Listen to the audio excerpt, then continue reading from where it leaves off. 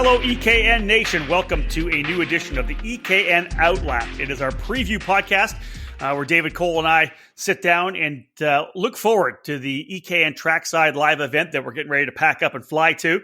This is episode number 7. It's February the 18th, 2020. And the edition of the OutLap focusing, it's previewing the second event, the third and fourth rounds of the 2020 Challenge of the Americas. We're heading to CalSpeed Karting in Fontana this coming weekend, February 21, 22, 23. And like all of our EKN Trackside Live programs, Dave will be providing, we got the previews, we got our daily race reports, of course, live coverage all weekend long from qualifying through to the final main event on Sunday. And we hope that you tune in for what is going to be a pretty exciting event, we believe, some increase in numbers. That's what we're going to preview here today on the EKN Radio Network. And today's EKN OutLap podcast brought to you by Leading Edge Motorsports. Leading Edge Motorsports is the industry answer to winning in karting. At the helm is industry veteran Greg Bell, who has orchestrated the success of countless drivers dating back to the mid-1990s. Most recently, Greg and his Leading Edge Motorsports staff guided Danny Formal to victories at both the Rock the Rio and Superkarts USA Super Nationals in Las Vegas. Leading Edge Motorsports is the West Coast dealer and factory team for IP Karting, which manufactures the ultra-competitive Praga and Formula K chassis brands. Visit leadingedgemotorsports.com for more info or find them on Facebook and Instagram. At Leading Edge Motorsports, winning never gets old. All right, David Cole, bringing you in here to the EKN OutLap Preview Podcast. Dude, we're heading back to the West Coast, Fontana, CalSpeed Karting. My fourth event of 2020. Your second. I'm sure you're ready to pack up and get out of here. Dude, it was your birthday. Let's start with that. It was your birthday yesterday. Happy birthday, dude. Thank you. It's nothing significant, just another day, no milestone. It's only 41 years, so halfway to 80. 4 years away from Supermasters. It is. Yeah, I mean, yeah, it'll be better when it's a 44 and then I only have the 1 year. And so, I could maybe lie about my age and get into the Supermaster, but halfway to 82, that's the way I look at it. It's cool to think back. What were you, 25 or 26 years old when you first started with e-karting news? Isn't that wild? Yeah, about 25 is when I was starting with e-karting news. Yes, young, wide-eyed, skinnier. Yeah, for sure. More hair. I don't know, Dave. You kept it pretty high and tight back in the day. It's getting kind of thin up there, but I know what that's like. No idea what was going on in my life. No idea. Well, we've kept you on the straight and narrow for a while. You got a bunch of kids and a house and a wife and a great job. So you're doing good. I don't think you did. I think it was more Renee. That's true. I've just been watching from afar. Again, David, we're heading this weekend, February the 21, 22, 23. We're going back to CalSpeed Karting in Fontana, California, rounds 3 and 4. Of the 6-round championship, the 2020 Challenge of the Americas, 13th edition, I believe, of the series. Is it? Am I right? Is it the third with the Rock or the second with? Why do I always forget this? This is the third season with Rock. Everything's blending into one for me. Third year with the third year. Third year with the Rock Cup program. The program coming out of the gate nicely. At Tucson last year, we knew, of course, that Tucson wasn't going to be the biggest event, right? There's not a lot of rock in that area, but that track, Musselman Honda Circuit, is so damn good. Everybody wants to get on it. That's why it's seen a lot of time as part of the challenge schedule. We kicked things off there with just over 100 entries, and Dave, we kind of allowed the names to step forward, right? We'll talk more about it when we go class by class. But the guys, the guys and girls that are quick are kind of moving to the forefront, which is great. But we're going to CalSpeed Karting, a much different racetrack, elevation changes, different racing surface. You can talk a bit about the direction we're going to go with, but I've always said this: the track at CalSpeed, just because of its nuances, it's just such a challenge for those drivers, especially those that don't run it on a regular basis. That's the great thing about the challenge is it has 3 different unique tracks and facilities. Like you said, Tucson, it's a great racetrack. Like that's what it is. It's a racetrack. It's built for racing. Every corner is a passing opportunity. It challenges the drivers, challenges the mechanics because the conditions change over the day. Then you go to CalSpeed, and CalSpeed is essentially a temporary circuit. It's It's in a parking lot that has a different surface than anywhere else you're going to go. So yeah, again, locals tend to kind of have more of that local knowledge advantage to help them when they do come and race at CalSpeed. But again, fast guys are going to be fast guys no matter where they go. It just takes either a session or two, or maybe a full day of practice to get acclimated to what is the CalSpeed circuit. And as you said, it's not the same CalSpeed that everybody's used to, because last year they made some track adjustments, moving some corners, making the radiuses different here and there. So last year kind of was just a unique event for everybody going into what was the opening round for 2019.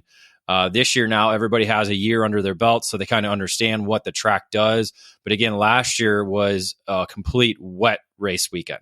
So for rock competitors, this is going to be hopefully the first ever dry weekend at CalSpeed on the new Grande layout, 3/4 mile, 15 turn track in the counterclockwise direction. So again, fast guys are going to be fast guys, but again, the local knowledge might shine throughout the weekend. For those that don't know much about CalSpeed karting, and David did mention that it was a temporary circuit, and you're like, how is there a temporary circuit? Well, the track actually just outside Auto Club Speedway, outside NASCAR's turns 3 and 4 in what is a parking lot on those major NASCAR weekends. For the most part, over the year, it's a karting facility. Now, of course, they have a number of different configurations. They can run it different ways. They can move barriers around. But just like the track down in Homestead, there's no grass. There's no runoff area. Well, there's no grass runoff. If you go off the racetrack, you're still on pavement. And as David mentions, when it does rain, track limits become very interesting. A lot of times, because of the surface, the way they've laid the surface down, kind of the sealer in some areas, that you end up driving way off the track to get on the different pavement to get more grip. We're not going to see that, David. In looking at I haven't looked at it in a day. It looks like the weather is going to be pretty good this coming weekend. I think we're looking at mid 60s, low 70s for most of the weekend. Yeah, just like what I put in the script, mid 60s, low 70s. It is supposed to be a dry and sunny weekend. Again, something that we didn't have last year. It basically rained every session. We had a few sessions where drivers went out on dry tires. But again, mostly it was wet and miserable. But again, great racing, because that's the one thing that the CalSpeed circuit does do, provide some great racing no matter the weather conditions. Yeah, I love calling races there because just like Tucson, there are a lot of places to pass. And it's one of the racetracks where a pass doesn't happen just in one corner. It's not like you're there and you make a move. Yeah, that can happen, but a lot of the corners there, you set up a pass much earlier, which I really, really like, to get more exit speed. Of course, you make a different, a little different entry to a corner. More exit speed sets you up to make a pass in a different corner. So really excited to get to CalSpeed this weekend. I'm flying in earlier on. I got a super early flight on Thursday. David, I know you're coming in a little bit later. In-N-Out Burger still on the primary bucket list once we land, but here's the event schedule for those of you who will be tuning in on the EKN Radio Network. Wednesday and Thursday, unofficial practice. They'll be on track tomorrow and Thursday as we fly in. Friday, official practice day, 5 total sessions, and an interesting approach for the Challenge of the Americas. And we speak of this all the time, whether we're doing one of our previews or whether we're doing a happy hour show over that final session. Starting the day off, the morning, 3 8-minute sessions. In the afternoon, after the lunch break, a 12-minute session, extended 12, and then a 17-minute open pit, hot pit session, David, which I think it's been people have tried to copy it to a certain extent if you have the facility to do it, but that 17 minutes gives the driver and the mechanic a chance to go on the racetrack, right back to make a minor change, back on track. You can do that a couple of times over a 17-lap or 17-minute session. A lot of chassis adjustments to be done, or if you want, you can run a heat race or almost a main event simulation and go on a long distance. It depends on the drivers and teams. Yeah, you can do it as a test session, or you can do it as a mock session for the upcoming races. So lots of different scenarios going into that session. But again, gives you plenty of opportunities to try different things throughout the day. Saturday and Sunday, qualifying, pre-final, and final. Of course, all of those live on the EKN Radio Network, ekartingnews.com/live. And we'll be, again, firing things up as soon as we head to the track on qualifying. And we'll roll it all the way through to the last final. I think one of the nights, Saturday night, maybe we'll try to do one of our EKN live debriefs on Facebook. Again, we've been kind of dicking around with that. We haven't done one this year, and that's a lot of fun. We'll crack a beer, and Dave will get a rum and Coke, and we'll talk about the day and get feedback and questions from anybody who tunes in. All right, guys, that's the first segment here. When we get back after this quick break, David and I are going to go through the numbers. We're going to kind of look at the numbers from 2020, look at the numbers from 2019, let you know which categories are big, which are potentially growing, because we know that more numbers coming from Tucson this coming weekend at CalSpeed. Stay with us, folks. More to come here on the EKN Radio Network. Winning takes top quality equipment, flawless preparation, experienced coaching, and passion. And at Team GFC, we live our passion. Team GFC is focused on 2020, and we're set to make our debut at the Rock Cup USA Florida Winter Tour in the East and return for more victories at the Challenge of the Americas in the West. We have arrive and drive packages available for all categories, including the mini and micro classes, utilizing our all-new GFC RR5 Cadet chassis, which made its debut at the SCUSA Super Nationals. Join Gary Carlton and his passionate team in either of these popular winter programs to kick off the 2020 season on a winning note. Team GFC is extremely excited about launching its new Team GFC Young Driver Development Program. Learn from one of the best American karters with over 25 years racing at the highest levels of the sport, offering personalized training on and off the track. Follow GFC Karting on Facebook and Instagram, or click over to gfckarting.com to learn more about joining Team GFC in 2020. GFC, live your passion. It's 2020, and it's time to rock. The Rock Cup USA Florida Winter Tour resumes on the March 5th to 9th weekend, and the final round of this year's series will be extra special. They have a brand new venue, Tropicana Field in St. Petersburg, and they'll offer up another competitive temporary circuit for their drivers to fight it out for the championships. The race is just 1 week before the NTT IndyCar Series Grand Prix of St. Petersburg, so come down out of the cold to race the Florida Winter Tour and hang out in the Sunshine State for the IndyCar opener. It's spring break, rock style. We've also announced our Rockfest events for 2020. Rockfest East will take place at the newly paved kart track inside the Charlotte Motor Speedway in North Carolina on the July 30th to August the 2nd weekend. Rockfest West will bring our rockers together at the Sim Raceway Performance Karting Center in Sonoma, California on September 17th to 20th. Head to rockcupusa.com to register today. Let's rock! Welcome back to the EKN Radio Network, episode number 7 of the EKN OutLap Preview Podcast. Myself, Rob Howden, and David Cole, previewing the upcoming event for the Challenge of the Americas, rounds 3 and 4 at CalSpeed Karting this coming weekend, February the 21 to 23rd.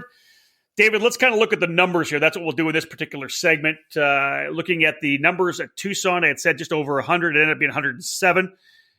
Pre-entry, I think people always waiting for the last minute. I want to say that they were supposed to close pre-entry on Sunday, but they didn't. And they didn't because somebody just didn't press the button. And there was a bunch of people that snuck in on Monday and late Monday afternoon as well. I think 118 pre-entries now for this weekend. 118 is what we have on paper, but they do have, I believe, 120 as they got 2 more in after we had already collected the sheets. That's funny. Which is close to last year, right? CalSpeed last year it was the opener last year, 123. So a good possibility with some walk-ups, which we always seem to get a good amount of walk-ups, an opportunity to potentially go over the 123 and even start, David, maybe working towards the series record of 133, which is pretty solid. Yeah, I'm looking at the numbers, and we kind of already talked about drivers that are going to be walking up for entries. They're definitely going to beat the 123 they had set last year, so we're going to have a new rock total record. But for the series overall, when it began in 2008, since then till now, the record has been 133 entries. So again, a good possibility that we could see 13. All we need is 14 walk-up entries, and we have that beat. So just going off numbers of what we had last month and people that we've talked to that have said, yeah, I'm entering, I'm a walk-up. I think we have the opportunity to be at 135. So it could be a record-setting weekend for sure. Yeah, it's interesting. We'll go through the numbers here a little bit. The big jumps, because there's a couple that are drops, but a couple of the big jumps I think that we saw. Number one, the rock shifter category continues to get speed, right? So there's 3 more drivers from last year, 24 this year, 21 last year in the rock's senior shifter class, 6 more actually than the opener at Tucson. There was only 18 in Tucson. We got 24 now. There's going to be over 40 drivers in the shifter cart categories this weekend. Same goes for the Masters Rock. They add another. Master Shifter adds another. But it's 100cc categories, David, that I think have started to pick up some speed. The same amount this year, 15. Same amount this weekend as Tucson, 15 drivers in senior 100cc. Only 10 last year, and only 1 Masters 100cc last year. We had 7 at Tucson, 8 this coming weekend. And I think that's a place we could see some walk-ups, right? Somebody local saying, hey, I want to run my KA or my VLR. I'm going to go out and race with Challenge. That's an opportunity there. Yeah, I don't want to mention his name because I said I wouldn't mention his name, but there's a very local driver that's going to be racing the Master 100cc category. That's going to be a walk-up entry. So that category alone is probably going to finally hit double digits. So it's a great progression from that one driver of Jimmy Gregory going all the way up now to double digits. And I think it's just going to keep getting going. And a lot of the drivers that are in Master Rock are doing double duty and racing the 100cc category. So agreed. Extra track time certainly helps. And again, we're in the debate of, okay, which category is best for Masters driver? We kind of talked about it already a little bit. You kind of tend to kind of want it to go towards the 100cc side of things, but again, there's still those very quick drivers like a Billy Cleveland and Derek Wang, and you still have those guys who are just superb in 125 tag driving. So it's kind of hard to get those guys away from that and go down to the hundreds. That's it, right? Because there are a handful or a dozen or so guys that are absolutely fantastic. They're in great shape. And yeah, they can run the 125cc tag, whether it's the Rock or the AMI or whatever it may be.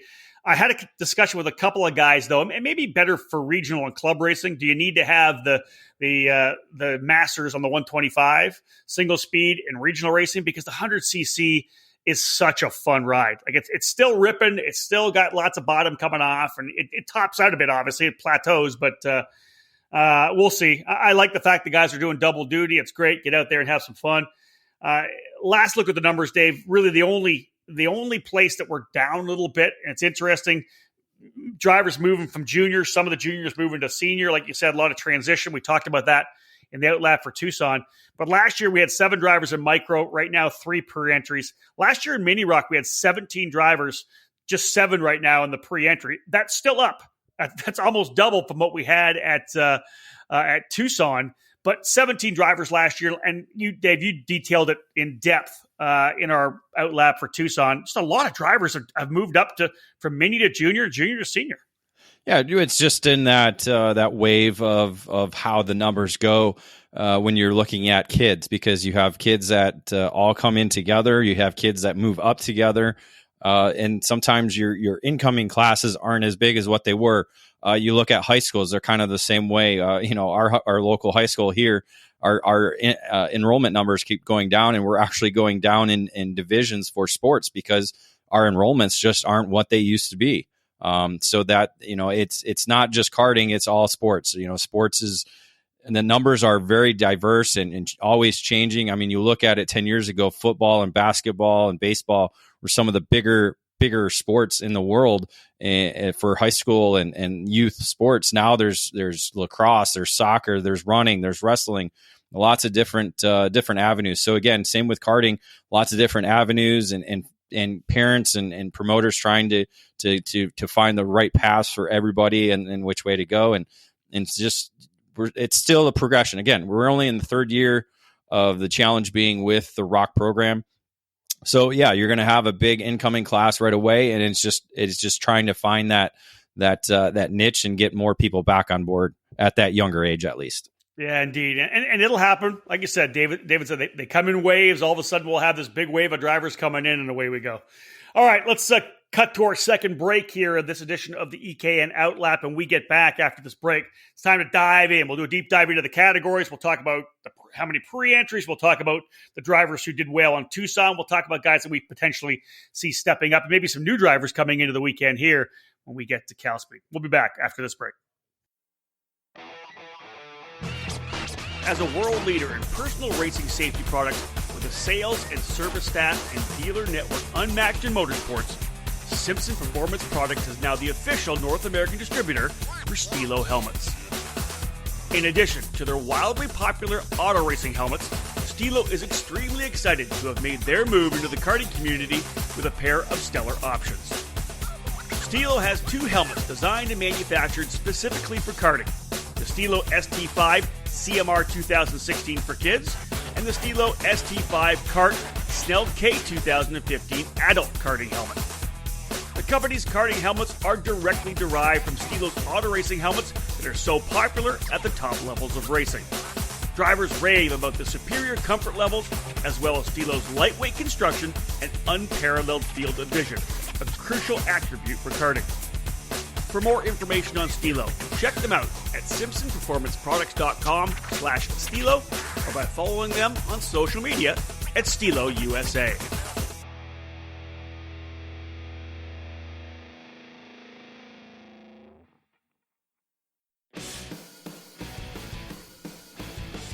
Feel like you're racing alongside the many legends that have called CRG home.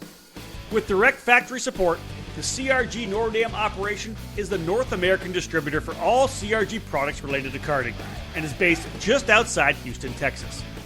The complete racing chassis line, including the famous Road Rebel shifter cart, is available through CRG Nordam. The growing FS4 Briggs & Stratton focused chassis is expanding worldwide, including right here in North America. Many tracks, indoor and outdoor, have made the switch to the Centurion rental cart line through CRG. New for the 2020 season is the Mini Hero for cadet racing, homologated for FIA competitions around the world. Head over to kartcrg.com or find them on all social media networks. Welcome back to episode 7 of the EKN OutLap, our preview podcast, as David and I are looking forward to the upcoming race for the Challenge of the Americas at CalSpeed Karting in Fontana, just outside Auto Club Speedway, that tremendous SoCal track. David, let's look at Shifter Rock, Senior Rock, and Senior 100cc in this particular segment. 24 driver pre-entry into the Shifter Rock category. We had 18 in Tucson, 21 last year in CalSpeed. The Rock Shifter program continues to pick up momentum. And momentum is on the side of Hunter Pickett. Hunter Pickett just literally dominated the Tucson weekend, never relinquishing the top spot, going from the end of Friday practice all the way through to the final checkered flag on Sunday, leading all the laps, setting all the fast laps of the races, earning maximum points to come out of Tucson as the championship leader. And he's got a stranglehold on that, leading by 58 points over fellow GFC driver Cole Shade. Colton Griffin there sitting in third. So lots of work to do for some of these drivers. As I said, Griffin in third, William Ferguson fourth, Jake French rounding out the top 5 in the points. A lot of work for these drivers to want to kind of shake things up if they want any chance of winning the championship here at the Challenge. A couple drivers I'm going to watch this weekend as well, Dave. Obviously, you mentioned William Ferguson, last year's Junior Rock COTA champion. Stepped things up and got a good run, good finish in the pre-final. Started on the outside pole for the final, I believe, in the Sunday races at Tucson. And then essentially got off the line well, was able to hold off Jake French, one of the best shifter car drivers in the country, held him off to the point where, and stacked everybody up behind him. He was finally able to pull away and get that second place finish, which advances him up to fourth in the points. But I'd like to see what he does this weekend with some momentum right now. I don't know how much seat time he's had at Fontana, but he's got to have some momentum and confidence coming after that great run in Tucson. Well, if I recall correctly, I think he won in Junior Rock last year at CalSpeed. So he certainly has success there already, as he was the junior champion last year. So I think that kind of helped him in the championship side of things. But yeah, it's going to be an interesting weekend because, again, Pickett struggled last year in the rain, didn't get the results he wanted to get, and then traveled to Tucson and doubled up the wins last year there to help him towards the championship, but came up short to Ron White when they went back to both their home tracks in Sonoma. So I think Pickett's he has the momentum, and now he also has the incentive to do better than what he did last year, because he certainly wants to keep this championship in his hands. What do you think about Race Liberante? We saw what he was able to do last year when the Superkarts USA Pro Tour Winter Nationals went to CalSpeed. He knows the racetrack. He's been fast there. I know we're not running in the same direction, right? It's the opposite direction, but he still has a good feel for the track itself, how to set up for that racing surface.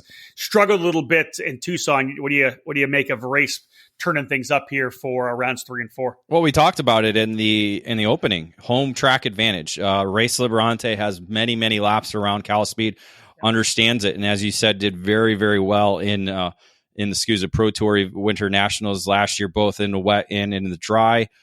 So even though, yes, it's in the opposite direction, but he has the knowledge. He knows this racetrack. That's something he didn't have in Tucson.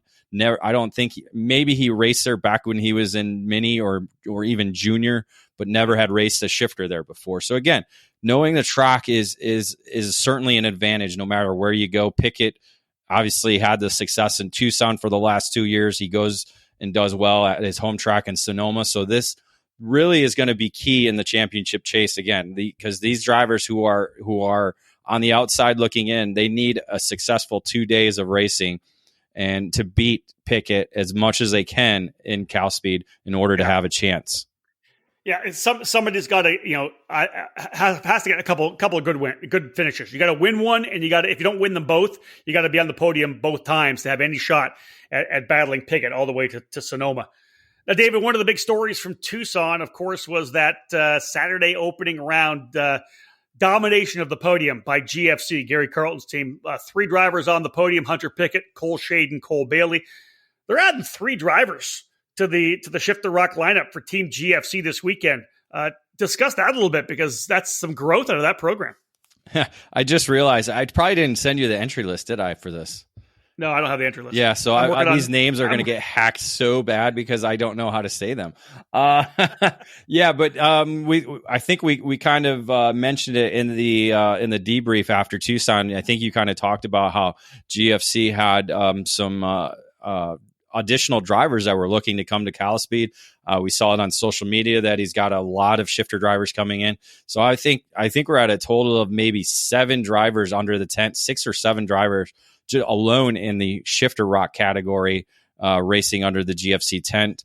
Obviously Cole Bailey, Hunter Pickett, Cole Shade, but we have some other drivers making their debuts. Nicholas Chavello, I think if that's how you say it. I like it. That sounds good. Dellis. So Antonio Dellis is another driver, and Brendan Ruzbarski.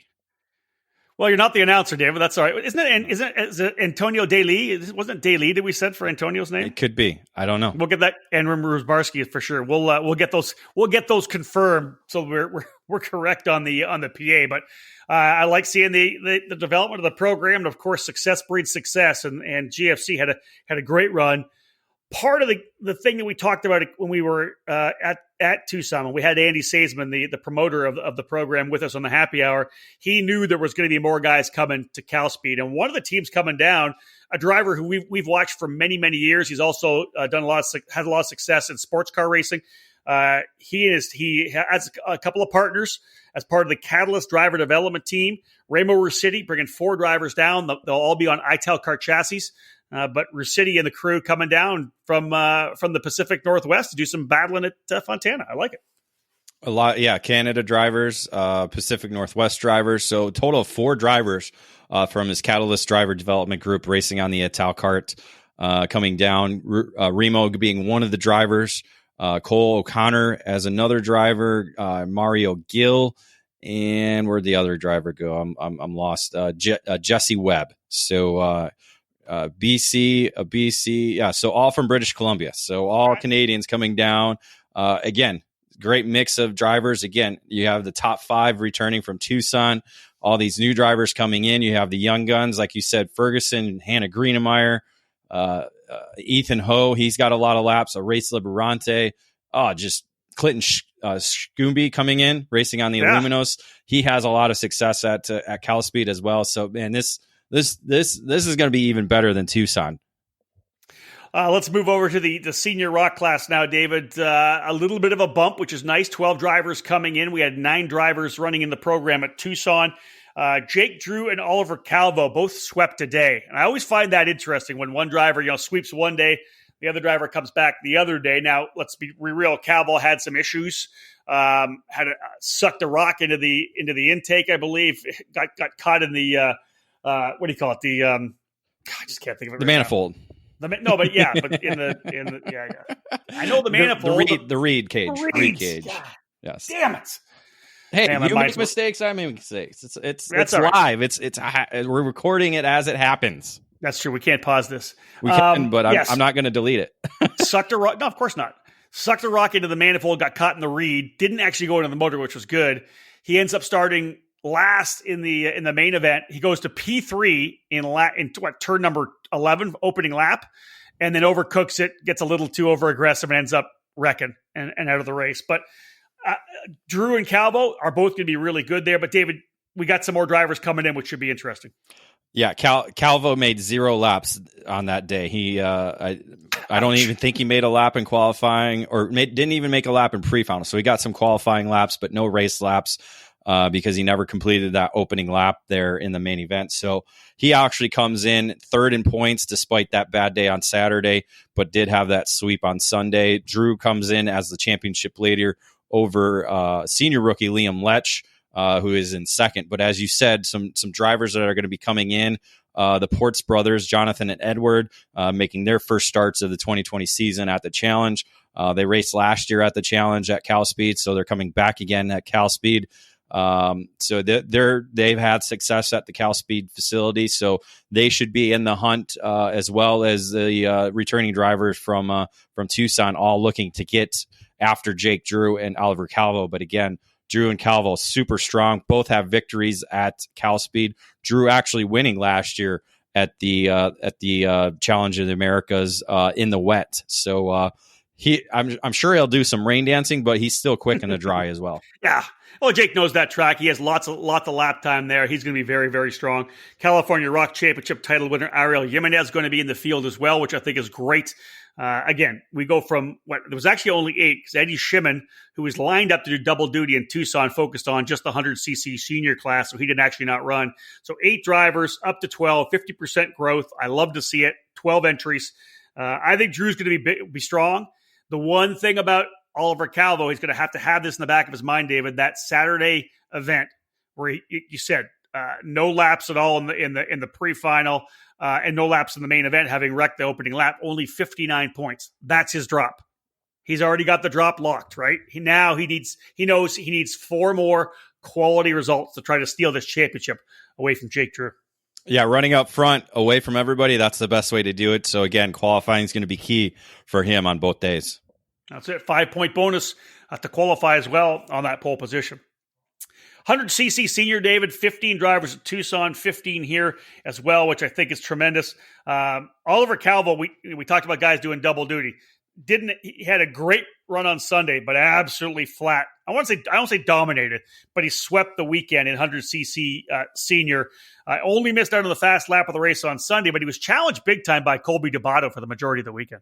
Yeah, Colby was right there throughout the weekend. It really was Sunday where the two kind of went head-to-head and really battled for the lead. But it was actually Calvo winning both days.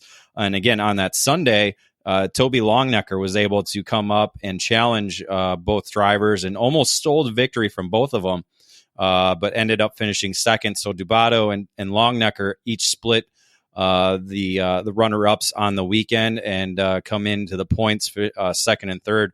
But right now, Longnecker's not a driver entered in the category. So I'm not sure if he'll be there or not. So we'll have to wait and see if he's a walk-up. Also, interesting to say that, David, because we had 15 drivers, a solid field out there, but we have a lot of guys that are new from Tucson. At least 4 drivers or 5 drivers are new coming in.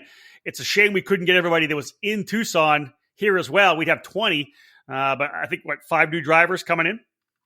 Yeah, 5 new drivers. Yeah, as you said, a number, Longnecker being one of them, not yet on the entry list. So hopefully we'll see a majority of those that were not listed that were in Tucson coming in. But some new drivers. I was going to say we have some. I was going to get into it, but we have some. I wonder if you want me to pronounce them for you. Some new names.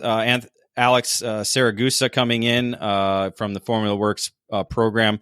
A lot of laps at CalSpeed, so he'll be among the contenders on the weekend.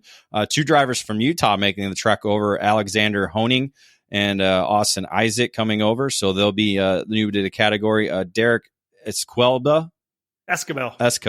Yeah, see, I say it how I see it, but that's all right. And then Andrew Chapman, who actually ran junior 100cc in Tucson, he's going to actually move up to senior 100cc this weekend. So there you go. 5 new drivers coming in. Derek Escobar, one of the drivers who knows this track very, very well. He's done a lot of racing there in the Tri-C program, part of the CalSpeed karting group. So I expect him to be right in the fight here in 100cc senior. David, we're going to continue on after this break, folks. Come on back. We've got Shifter Masters Rock, Master Rock, and Master 100cc. I'm sure David will drop in a couple of cool bits of knowledge there, but stay with us, folks. Episode 7 of the EKN OutLap continuing after this break. Carts, parts, engines, tires, and tools. At sharkshifter.com, what you need is just a click away. We carry the biggest names in chassis, like Tony Kart and FA, DR Kart, CRG, and VLR. We have new chassis and all the parts you need. At sharkshifter.com, we also stock top-quality replacement parts from Swift Components, like axles, sprockets, and hubs. We have the inventory you need for your stock Honda as well, from cylinders, heads, and engine parts to reeds, exhaust pipes, ignition covers, radiators, air filters, and air boxes. We build our own billet aluminum components as well, including motor mounts and clutch levers. Need to add to your toolbox? We offer alignment tools, brake, battery, and exhaust tools, tire gauges, and hand tools. Stop messing around getting your seat in the right position. We have a seat mounting system that makes it easy. Check the website for monthly specials. If you need it, we can get it to you fast. We ship the same day. Sharkshifter.com, your online source for carts and parts.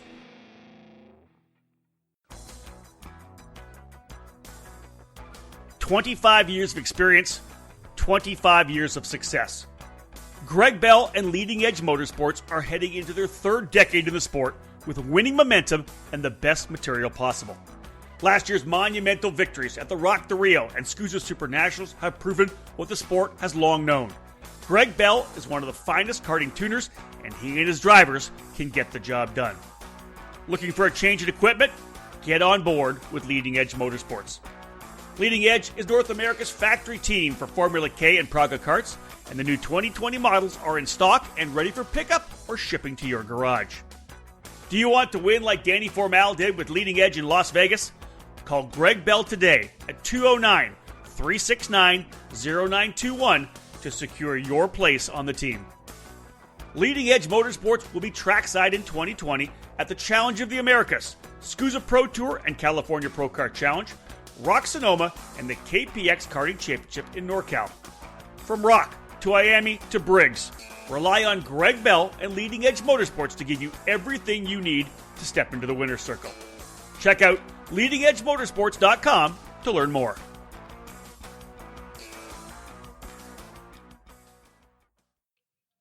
EKN Nation, welcome back to the EKN OutLap, Episode 7, as we preview the upcoming Challenge of the Americas event at CalSpeed Karting, February 21, 22, 23, of course, all live on EKN, ekartingnews.com/live. David, let's have a look at the group. The shifter category is so strong in the challenge, and numbers breed numbers, right? We continue to grow. I think you're going to see more guys at Sonoma. It's going to be a huge – they may have to split the grids at Sonoma, to be honest, because we're going to be over 40 overall this weekend. 18 pre-entries. Kevin Woods and Jimmy McNeil, the two drivers splitting the wins in Tucson. Woods on the CRG, McNeil on the Aluminos. McNeil, one of those guys just sneaking in the entry late Monday afternoon.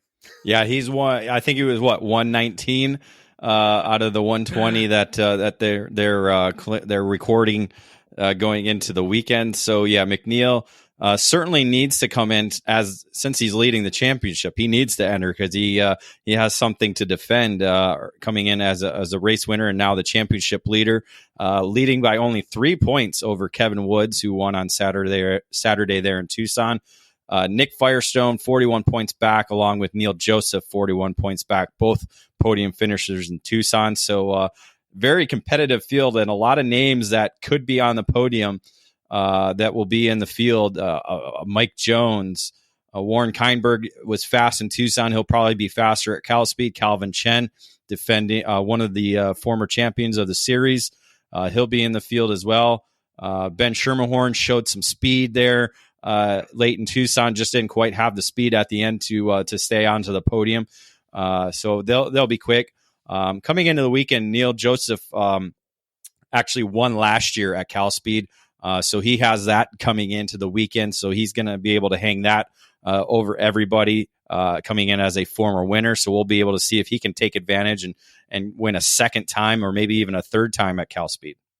Well, here's a name I want to throw out there because I talked to Terry Lawrence after Saturday. He had a decent run on Saturday.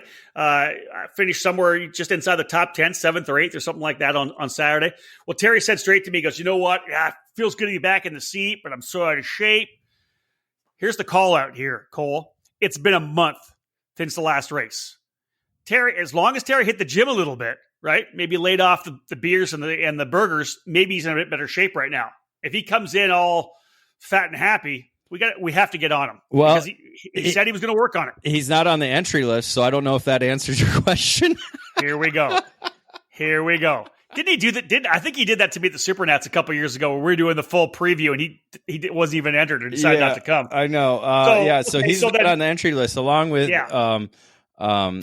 so that means where'd the name go? Sorry, Ron Eubanks. And you would think Eubanks is going to be there as well too, but I told you Eubanks was a flake. I can't even believe I can't. He's soft. But he was touting after Tucson how much fun he had, so you'd think he'd be coming back. But these guys, they got to enter. They got to enter. I know. I thrashed on him because he said he was coming. I said he wouldn't come, but he showed up. So, and now Eubanks isn't even entered. He better be a walk-up then, because otherwise, look out. Don't mess around with someone that buys paper by the roll and ink by the barrel. Well, hey, there's 2 drivers, so that's good. That could bring up the total. Well, that'll bring the total up to 21 when you add McNeil, because we didn't even count. I don't think I counted McNeil in the actual total because we got that name late. So yeah, that would bring the total up to 21 in the Shifter Master Rock. So hopefully they man up and do what they need to do. Let me say this. I hope they come because, Terry and Ron both were smiling like crazy. It's listen, guys, we're talking about Masters racers who've been doing this for 20 plus years, right? We're not talking 32 or 33 year olds. We're into the 40s, right? And the bottom line is I saw those guys getting off and they were, we talked about how much fun they had, right? They got out, they got racing again. I love kidding with both Terry and Ronnie, but I love to see the smiles on their faces, man, to get back behind the wheel of a shifter. I know it takes a lot out of you. And Terry said he just needs to get into more shape. Ron said the same thing. He goes, I haven't driven a shifter in however many years. It's been a couple of years, I think, or at least over a year. I hope we see them back because, it's that addiction that makes you want to keep coming back. And if it puts you in the gym a little bit, that's a good thing for everybody as well. Well, speaking of addiction, Bill Piles has a good addiction to karting because he's been a long time road racer that I know of. I know he probably did some sprint racing back in the day, but I've always known him as a road racer. And he was actually in Tucson Saturday checking out things and seeing how it was. And he got pumped up and now he's entered and he's going to be racing in CalSpeed. So he's another addition. And then a former Stars of Karting driver that we saw racing in ICC against Gary Carlton and Boswell and all these other names that used to race in the shifter kart categories back then. Ryan Yop coming back to race in Shifter Master was at Rock the Rio, was among the top 5 until contact took him out in the main events. But Ryan Yop, definitely going to be one that we'll be seeing probably towards the front end of the grid. Well, I go back to Bill Piles a little bit. Obviously the cool story about Bill and Mark Nagy going back and forth, right, with their road racing. They have shifter karts on the east, they have shifter karts on the west. They go back and forth and run, at least used to go back and forth and run road racing events. But Bill's one of those guys. He's got, I'm not sure, I'm going to say he's his mid-50s or something like that, maybe a little later than that, but he's always in such tremendous shape. And yeah, when you and I saw him, I think it was at lunchtime in Tucson. He was all fired up, big smile on his face. I'm excited to see Bill coming back out to race. I think that's awesome. That's really cool. All right, so we've wrapped things up with the Shifter Masters Rock category. Let's move into Masters Rock. David, you talked a bit about the fact that a bunch of guys are doing double duty, and they still want to run this Masters Rock package. It's obviously a fantastic package, but these guys, there's such a high level of competition in this particular program. We're talking about Billy Cleveland, Derek Wang, Nick DeGraff, Eric Jackson, Tim Meyer, guys that have represented their country, around the world in whatever platform it was. There's just a lot of tremendous drivers in this particular category. Again, that's just it. It's a ticket to the Rock Cup Super Final on the line for the series champion. Billy Cleveland did it in the road tax era of the Challenge of the Americas, so he went to Team USA. Derek Wang did it last year at the Rock Cup Super Final as the Challenge of the Americas representative. Both each winning at Tucson and come in among the championship contenders. Nick DeGraff slotting in between the two, earning both runner-up finishes on the weekend in Tucson. So you have Cleveland leading the championship by 4 points over DeGraff. Derek Wang just 10 points back. But the other names you mentioned, Eric Jackson, 37 points, and Tim Mayer, 61 points. All five of those drivers certainly have the ability to win at CalSpeed. And I'll tell you this, Nick DeGraff I want to say things started rolling with that big win that he had last year at the streets of Lancaster. He's from Lancaster, California, was able to win it on his home street race. Crowd went crazy for him, and he's kind of got things rolling since then. He was really impressive in both categories at Tucson. So I got to say he's going to be able to turn things up here as well. Look further down the field to guys like Chad Wallace. Hopefully Chad will have a good run. And you know what? We had 13 or 14 guys at the first event. We have 15 at this one here. This is, again, another category that's just starting to kind of pick up some speed within the challenge program. We may be able to get to 20 once we get to Sonoma. Yeah, it's got that CalSpeed bump. You got Ed Quinn coming back. Adam Dowler, who raced in Tucson, he'll be back there in the category. So he was one of those guys that was kind of just on the edge of the top five, was kind of in there. Didn't quite get to be in the top five finishes towards the end. So he might be able to be to improve once they get to CalSpeed, and some other drivers who will be joining the fight for the first time. So again, you never know what's going to happen at CalSpeed, and with those five drivers already out front in the championship, they're going to be focused on earning as many points as possible. David, you didn't send me the entry list like you said. I'm just working off the script. That's all right. Have we had a Bonilla sighting yet?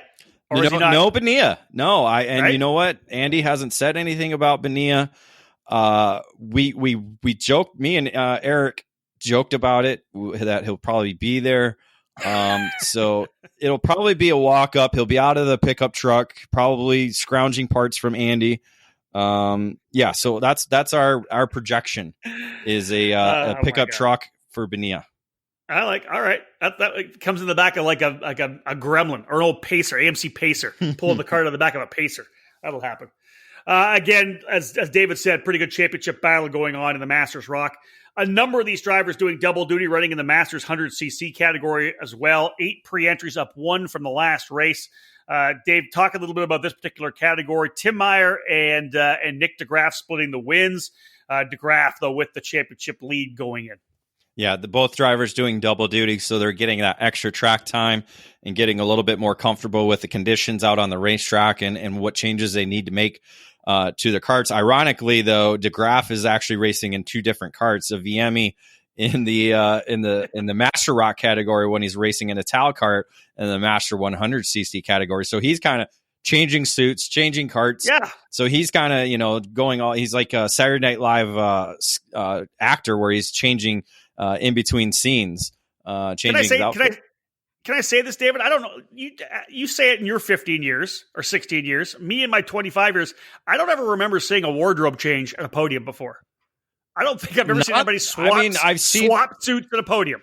I've seen people put their suits on, but never actually swap suits. No, between two podiums. No. Maybe swapping hats, sure, but not an actual race suit. No.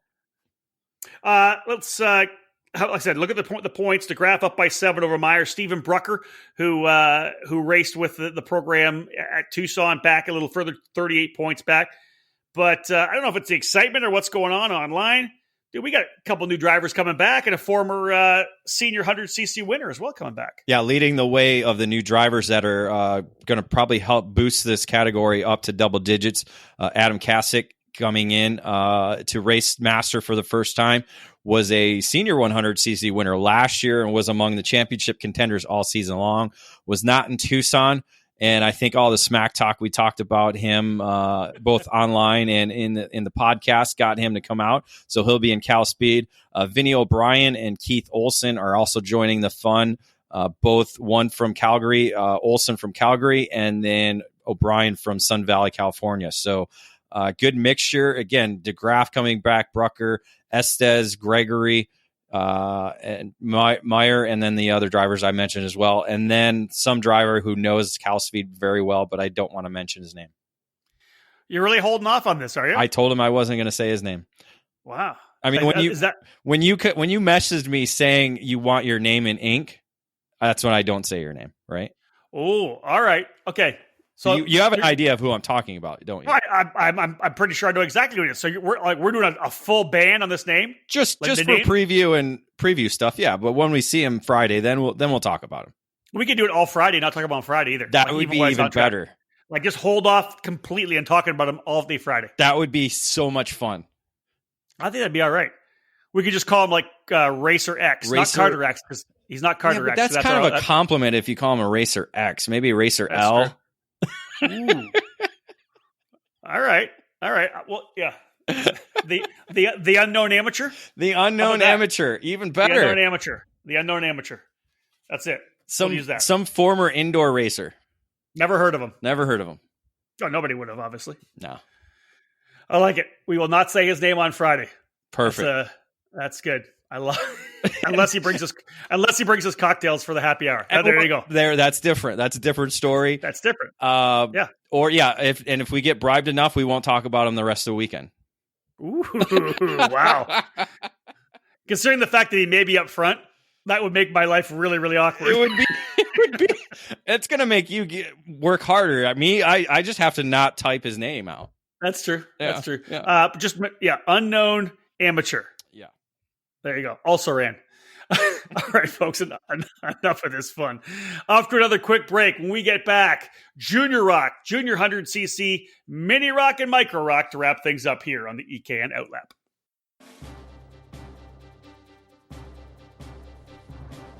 The final round of the fastest growing Rock Cup program in the U.S., the Challenge of the Americas, is coming, and you're not going to want to miss it. It's the program's 13th season and year 3 of their rock focus, and the numbers are steadily growing. And the season finale in Sonoma Wine Country on March 27, 28, 29 is shaping up to set a new attendance record. Don't miss it. The FOMO will be real. Our classes include Micro, Mini, Junior, Senior, and Masters Rock, our multi-manufacturer 100cc Junior, Senior, and Masters program, and our well-supported Rock Shifter and Rock Shifter Masters categories. We're by far the largest shifter program in the West, with 56 unique competitors and an average of 32 shifter drivers in just 2 categories last winter. There are over 40 rock shifters in CalSpeed, and more are expected for Sonoma in March. Prizes include tickets to the massive Rock Super Final and the Rock the Rio event in Las Vegas. The Challenge of the Americas season finale is set for March 27 to 29, so head to the series website at challengekarting.com and get registered so you can join us in Sonoma.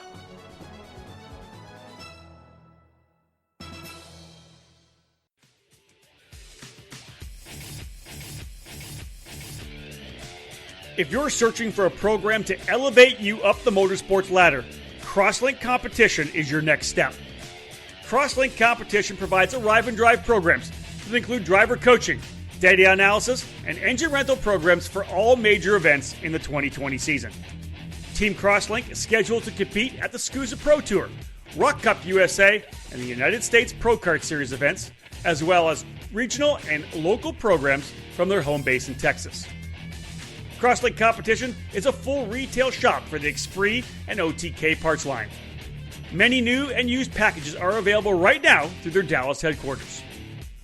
Drivers interested in making the jump from karting to cars, Crosslink provides a streamlined opportunity for you. Team Crosslink Kiwi Motorsports was the 2019 F4 United States Championship title winner, providing the perfect transition within the same operation. Drivers looking to compete with an elite-level karting program or to pick up gently used team equipment are asked to call 214-432-4413. Be sure to follow all the team's social media platforms at Team Crosslink.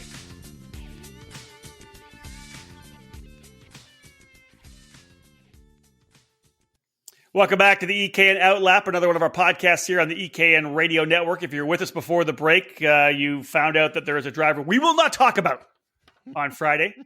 We will not type his name on Friday. I love it.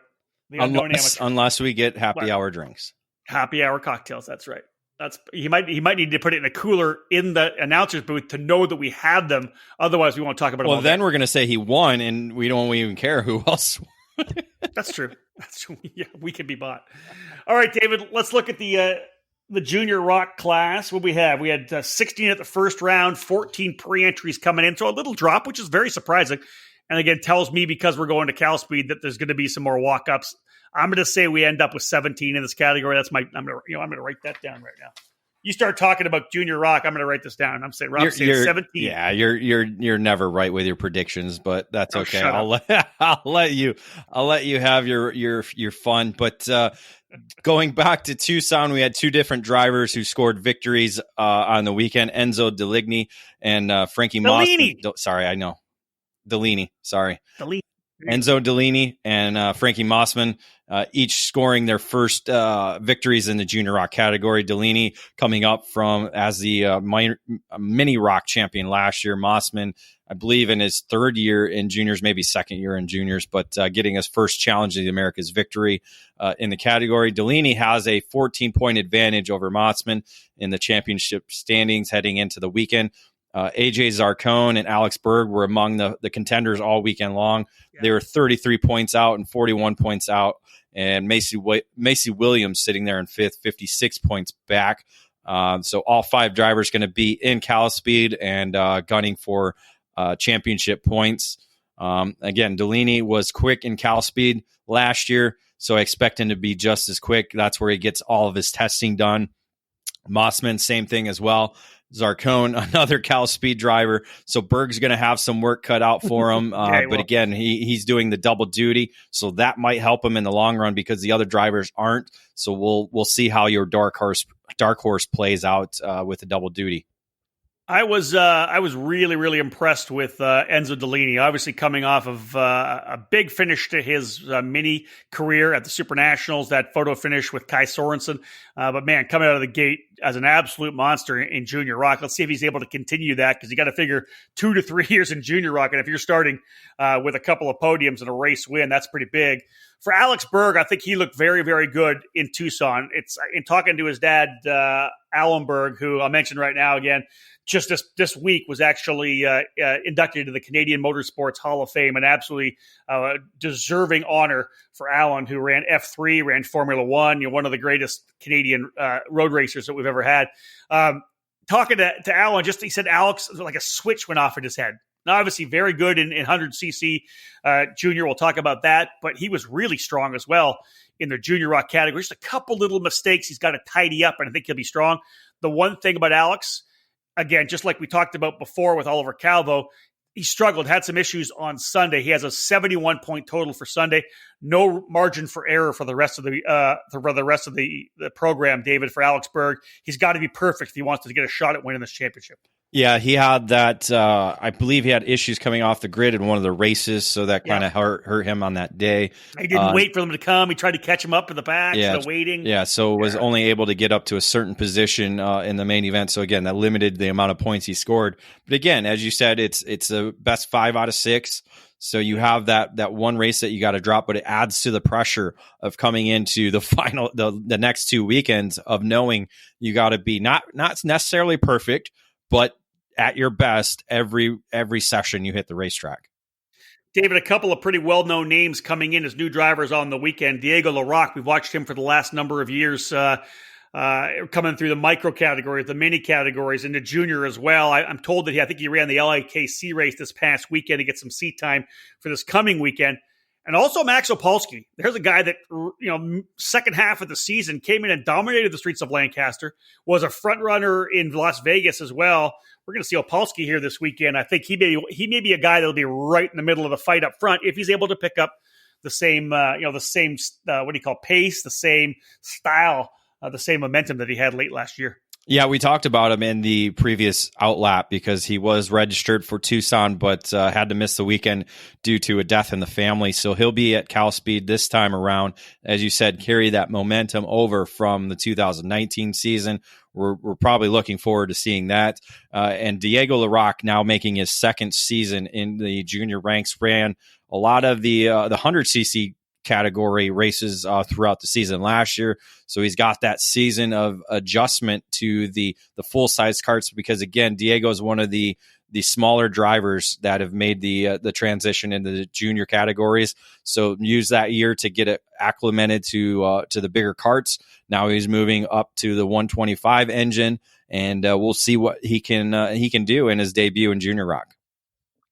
Dave, 4 drivers coming in to run the 100cc junior category at Tucson. We have 2 pre-entries right now. Alex Berg, I believe the driver swept the weekend. You said he's doing double duty. You've already talked about Andrew Chapman. I think he moved up to senior. I believe that's what you said.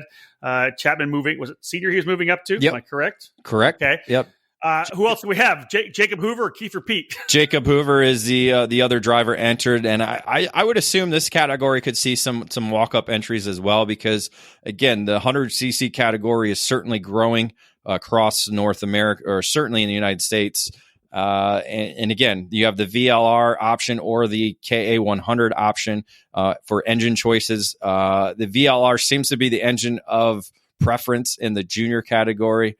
And the KA is a little bit more of the preference in the senior category, to where the Master is kind of a mix between the two power plants. So we'll see. We'll hopefully see some walk-up entries and get at least 5 drivers, hopefully, in this category. What I liked was almost a double of the entries for the mini rock class. 7 pre-entries coming in right now. Tristan Young and Christian Cameron each getting wins in Tucson. Young has a point lead of 18 over Cameron, and then another 18 back to Alex Rantala, 22 back to Alex Chartier.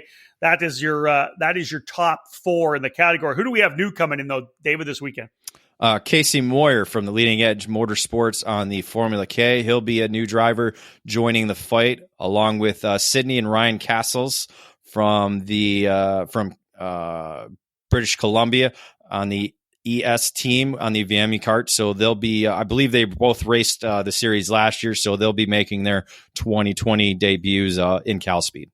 Yeah, I believe that they were at the 24 Hours of Daytona, the Rolex 24, because the family participates in IMSA as well. So I think the whole family was down in Daytona for the opening weekend at Tucson. Great to have them back. 3 pre-entries in the micro category, all the same 3 drivers coming back. Let's cross our fingers we get 1 or 2 local drivers coming to play as well. It'd be cool to go to 5 or 6 in that class.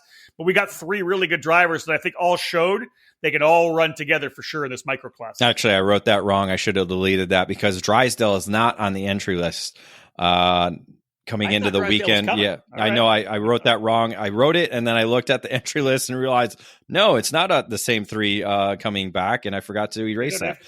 Drysdale and Serafati were actually the winners in Tucson, and Drysdale comes in as the championship leader, but again, not on the entry list, so we're hoping to see him. That'll help boost the numbers up to at least 4. Maybe. But otherwise, it puts Cyprus Andrus in the championship lead over Nico Serafati. And the new driver is Tobin Leon. Let me find the name there. And he comes with a choker team with the BBR operation. Oh, cool. I love it. Coming out of Canada like Lewin. That's awesome. Well, again, folks, there's your lineup. We went through all the categories, kind of previewed, had a look at the points, had a look at the drivers that scored wins, had a look at a lot of the new drivers that are coming, because as it stands right now, Dave, what would we say? We had 107, I believe, at the opening round and already like 120. So potentially, let's say we get another 5 or 6. We're looking at some pretty big jump of almost 20 to 22 drivers for this particular weekend at CalSpeed. I'm excited.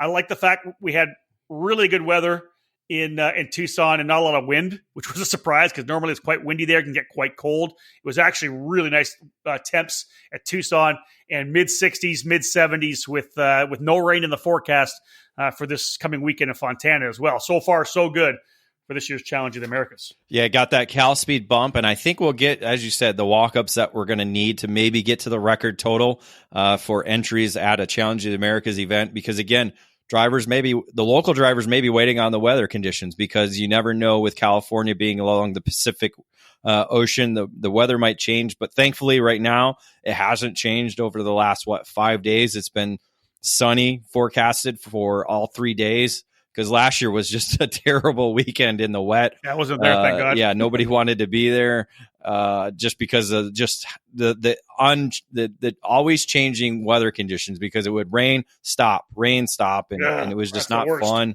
and cold and not warm at all. So if with it being sunny, I expect to see hopefully the walk-up entries hit double digits. Well, let's say this. If we have 120 rolling, 14 entries, 14 walk-ups is a record number for the Challenge of the Americas. Let's challenge everybody in Southern California, Northern California, wherever you are. Figure out a way to get to this race, folks. Let's do this. Let's go 134. Let's get that momentum. Let's do a track an entry record. I'd like that. That would make me happy. What do you think? I think we got a dozen at least, if not more, coming up. So that should hit the record, and the more the merrier. I was hoping we'd have another crazy Andy sale this week to try and get the walk-up entries to show up, because again, it's only $100 more than what the pre-entry registration fees are. So it's not that much extra to register as a walk-up. And again, you're already there in SoCal. It's a whole home track for you. Just get there and race. Again, those 100cc categories are going to be fun to watch and have some exciting racing. Yeah, and if you're not obviously in Southern California, if you're a rocker around the country and want to tune in, listen live, ekartingnews.com/live is the website to listen to. You can do it on your mobile, you can do it on your desktop, whatever it may be. Follow it on all the action. We'll have our happy hour show in the afternoon on Friday during that hot pit session. So not only will we follow what's going on track in terms of speed, what guys are doing in pit lane, we'll also sit down and chat with some people. We'll get Andy Saisman down with us.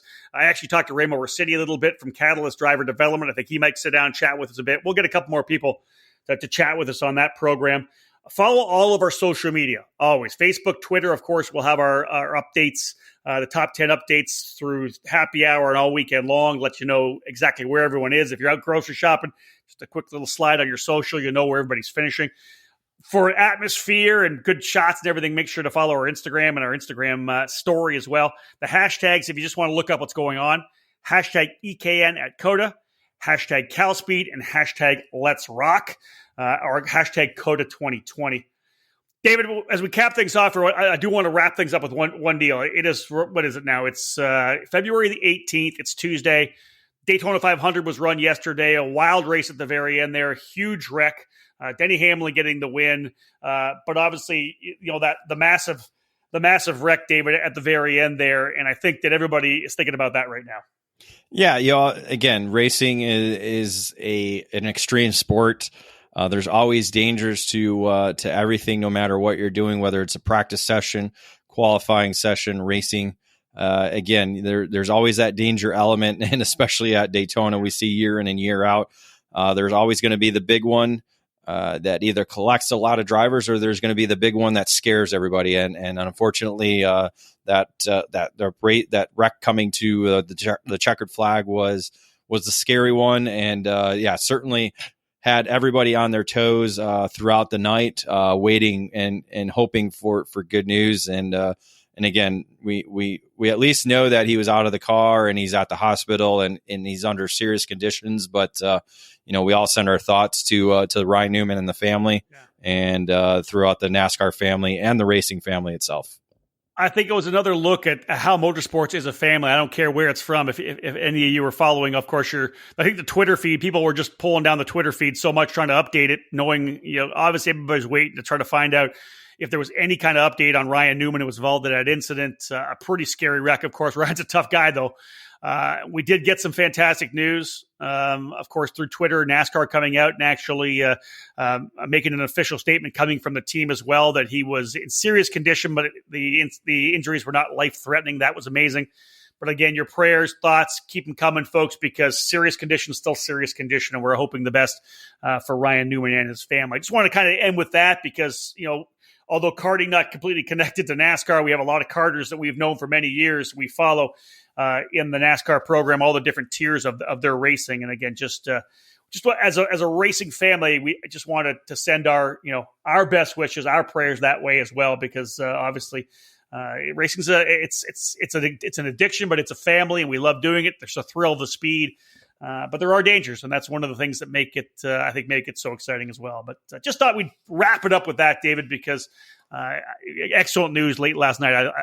I wasn't able to go to bed until I heard that news, and it was definitely good to see when they played that on. I followed it on Twitter. Yeah, there's a lot of karters that were there at the race watching. There's a lot of karters that were in the paddock, be it working with one of the crews. We know a lot of the racers are actual former or current karters. We see Jimmy Johnson, Denny Hamlin, a lot of these guys going to GoPro Motorplex to get some training in. But again, Cal Stewart works on the 48 team. Other crew members, Nick Tucker, again, Chuck Graffar works with the teams as well. So a lot of karting interest within the NASCAR family. But again, as you said, racing is a racing family. So again, IndyCar, NASCAR, NHRA, Formula One, it's all a racing family. Folks, thank you so much for joining us here on this edition of the EKN OutLap. David Cole and I, and Alicia Hodap are with me as well. Hopping on a plane on Thursday. We're heading to the West Coast, going to SoCal, flying into Ontario International Airport for the third and fourth rounds of the Challenge of the Americas. Excited to get there, excited to see the bump in entries, and we're going to see some pretty good fields in all the categories. Shifter's going to be amazing for sure. We look forward to getting out there with Andy Saisman and the whole Coda family, and we hope that you tune in live on the EKN Radio Network. That wraps things up for this podcast, folks. Of course, it'll be on the EKN Radio Network for the next 24, maybe a little more hours. We'll get it as a podcast before the weekend comes, so you can download it on iTunes, Google Play, and of course on Spotify. You can always look at all our stuff as well on podbean.com. Thank you so much for tuning in, folks. On behalf of David Cole, my name's Rob Howden. Bye for now.